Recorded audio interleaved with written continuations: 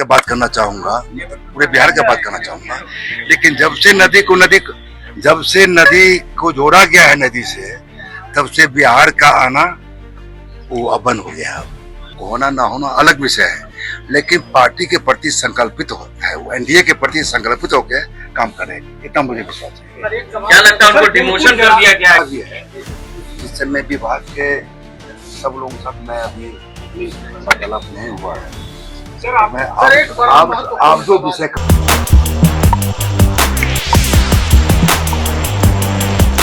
बिहार सरकार के पर्यावरण वन जलवायु परिवर्तन मंत्री रामचंद्र प्रसाद आज भाजपा कार्यालय पहुंचे।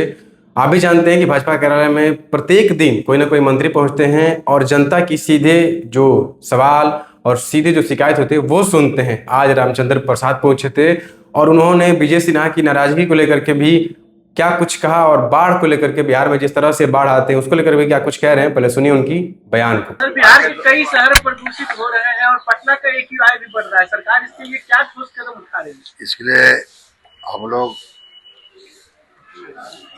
ठोस कदम उठाने का हम लोग जो है हमारी जो विभाग है मजबूती से काम कर रहा है।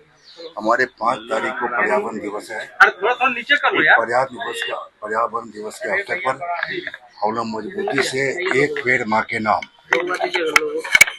ये हमारे नरेंद्र मोदी जी का जो विजन है, उस विजन के तहत हम लोग वृक्ष लगाने का काम कर रहे हैं।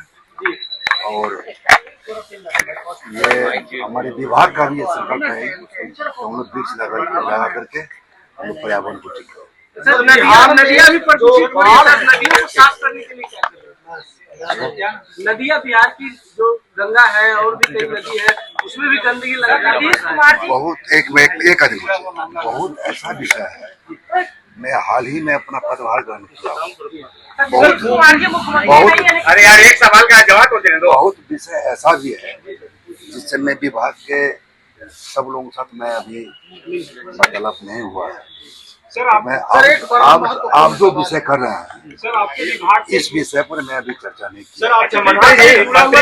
अगर चर्चा होगी तो मैं निश्चित रूप से जवाब दूंगा। बिहार का सरकार में सब कुछ ठीक चल रहा है ना, नीतीश जी कहने की रिपोर्ट दे दीजिए।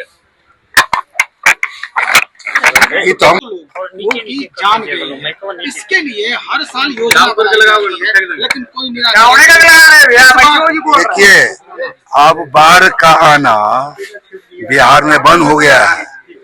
हमारे बिहार की सरकार ने नदी से नदी जोड़ने का जो काम किया है, मैं अपने दरभंगा जिला की बात करना चाहूंगा, पूरे बिहार की बात करना चाहूंगा। लेकिन जब से नदी को जोड़ा गया है नदी से, तब से बिहार का आना वो अब बंद हो गया है।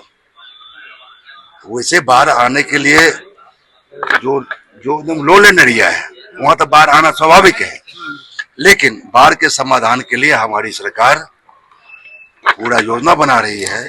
बन भी गया है, कुछ काम भी हुआ है, जो काम बाकी है सरकार पूरा उसका असर दिखेगा इस बार अगर बाढ़ बिल्कुल पूरा अलग विषय है।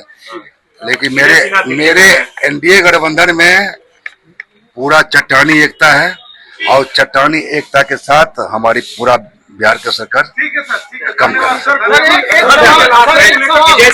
बयान दे रहे हैं, नीतीश जी कुछ बोल रहे हैं। अब हम तो नहीं सुने बयान देना, तो आप लोग बोल रहे हैं तो हम क्या करेंगे?